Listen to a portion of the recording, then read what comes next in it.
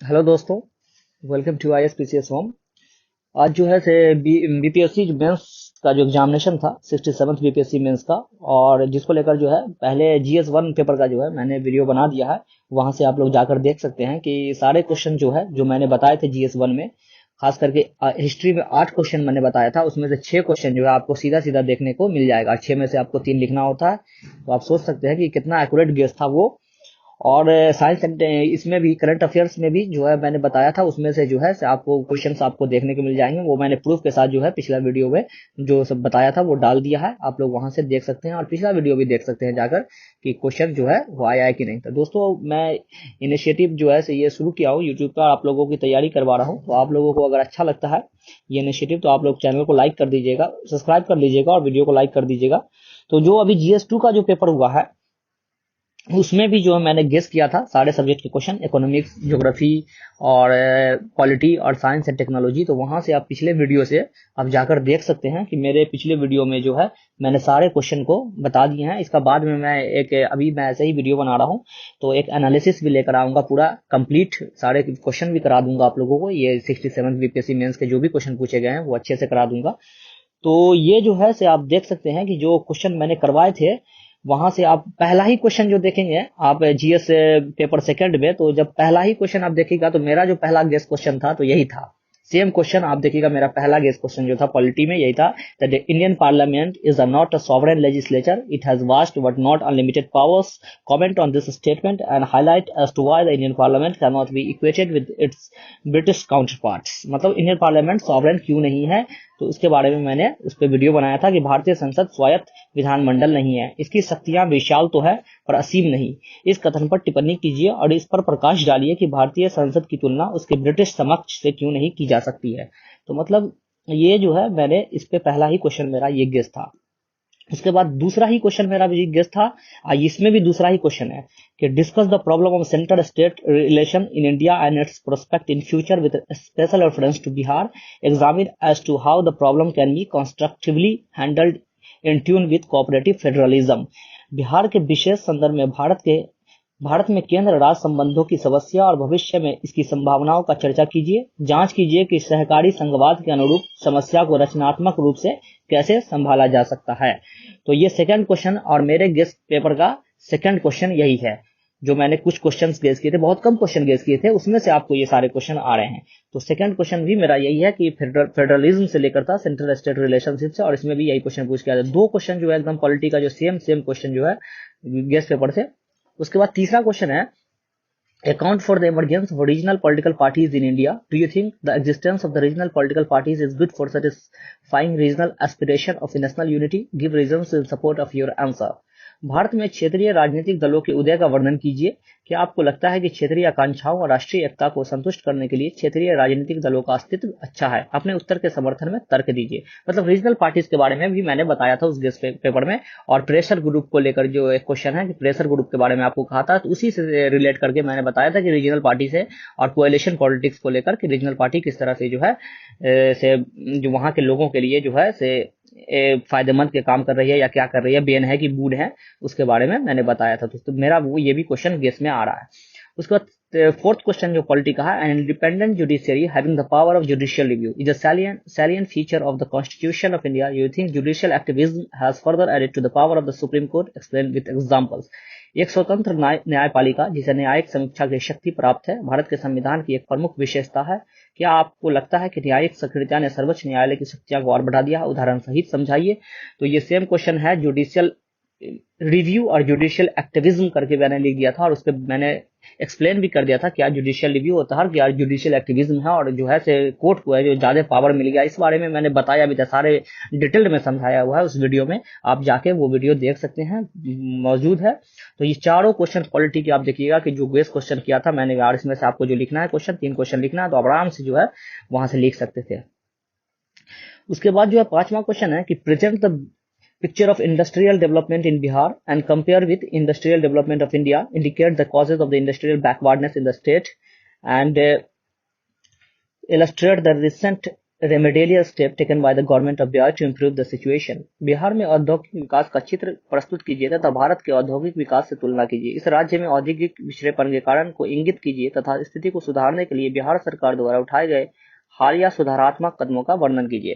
तो ये जो है मैंने करवाया था कि बिहार में जो है से इंडस्ट्रियल डेवलपमेंट क्यों नहीं हुआ, किस वजह से नहीं हुआ, बिहार पुअर स्टेट क्यों रह गया, और वहां से जो है फ्रेट पॉलिसी जो भारत की थी बिहार जो जिसकी वजह से यहाँ तो रॉ मटेरियल था लेकिन जो है यहाँ इंडस्ट्री नहीं हुआ, और जो टैक्स वगैरह नहीं लगता था जिसकी वजह से इंडस्ट्री बाहर सेटअप हुआ। तो ये क्वेश्चन भी मैंने आपको करा दिया था, तो आप देखिएगा तो ये क्वेश्चन भी मेरा गेस क्वेश्चन ही था। उसके बाद 6th क्वेश्चन है कि it is said that Jeevika BRLPS is a tool of women empowerment, given introduction of the project and describe to its objective, evaluate the role of Jeevika schemes in the context of women empowerment in Bihar. यह कहा जाता है कि जीविका BRLPS महिला सशक्तिकरण का औजार है। इस परियोजना का परिचय दीजिए तथा इसके उद्देश्य का वर्णन कीजिए। बिहार में महिला सशक्तिकरण में संदर्भ में जीविका परियोजना की भूमिका का मूल्यांकन कीजिए। तो ये क्वेश्चन जो है आया है, इसको मैंने नहीं कराया था ये क्वेश्चन, तो ये क्वेश्चन जो है ये मेरा गेस से नहीं है।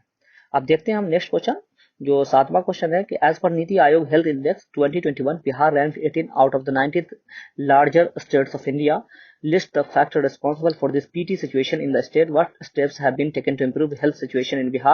Are they sufficient? Support your answer with the facts and figure. NITI Aayog के स्वास्थ्य सूचकांक 2021 के अनुसार भारत के 19 बड़े राज्यों में से बिहार का स्थान 18वां है। इस राज्य में इस दयनीय स्थिति की उत्तरदायी कारकों को सूचीबद्ध कीजिए। बिहार में स्वास्थ्य स्थिति को सुधारने के लिए क्या कदम उठाए गए हैं, क्या वो पर्याप्त हैं? आप अपने उत्तर को तथ्य एवं आंकड़ों से पुष्ट कीजिए। तो मैंने बताया था इस बारे में भी कि NFHS का भी ये रिपोर्ट आया है, जो 5th NFHS रिपोर्ट आया है उसमें जो है से बिहार की फर्टिलिटी रेट के बारे में बताया था, सब कुछ बताया था, और बिहार पुअर स्टेट क्यों है, बिहार के हेल्थ सेक्टर इतना क्यों खराब है, तो ये सारी चीजें मैंने उसमें क्वेश्चन में बताया था गेस्ट क्वेश्चन में। तो उसको भी आप जो है यहाँ से आप उसको रिलेट कीजिएगा तो ये भी एक गेस्ट क्वेश्चन में आपको आ जाएगा। उसके बाद 8वां क्वेश्चन है कि write the name of major natural resources existing in Bihar state, out of this select any two and show the pockets where they are found and narrate their importance in Bihar's economic development।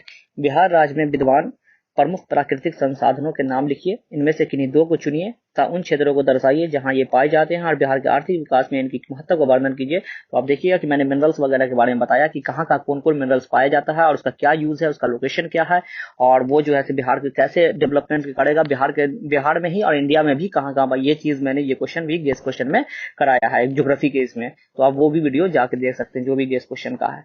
उसके बाद जो है 9वां question है कि quality of life and health of any nation is directly linked to food and dietetic security. India has made appreciable achievement in terms of production, productivity, availability of food grains, horticulture production. It is in view of the above perspective discuss the role of technology in agriculture development of Bihar। किसी भी राष्ट्र के जीवन की गुणवत्ता और स्वास्थ्य के सीधा संबंध भोजन का आहार संबंधी सुरक्षा से होता है। भारत के उत्पादन, उत्पादकता, खाद्यान्न की उपलब्धता, बागवानी उत्पाद आदि के मामले में उल्लेखनीय उपलब्धियां हासिल की है। उपयुक्त परिप्रेक्ष्य में बिहार के कृषि विकास में प्रौद्योगिकी की भूमिका पर चर्चा कीजिए। तो ये जो है मैंने कराया था ये क्वेश्चन, सेम क्वेश्चन मैंने कराया था कि एग्रीकल्चर का क्या रोल है इसे बिहार के डेवलपमेंट में, और फूड सिक्योरिटी पे भी क्वेश्चन है कि फूड सिक्योरिटी किस तरह से भारत ने फूड सिक्योरिटी में अचीवमेंट किया है।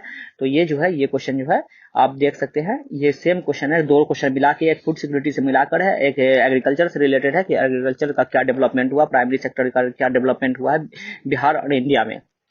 उसके बाद नेक्स्ट क्वेश्चन है technology being more of a curse than a blessing, justify the statement in context to the environment pollution. तो टेक्नोलॉजी के बारे में तो मैंने नहीं, लेकिन एनवायरनमेंट पॉल्यूशन पे मैंने क्वेश्चन कराया था कि एनवायरनमेंट पॉल्यूशन किस किस चीज से होता है। तो बहुत सारे इसमें थे, इसमें टेक्नोलॉजी को लेकर भी था कि कौन कौन से न्यूक्लियर एनर्जी वगैरह इस सब से पॉल्यूशन, सब सारे पॉल्यूशन को सस्टेनेबल डेवलपमेंट किस तरह से करें।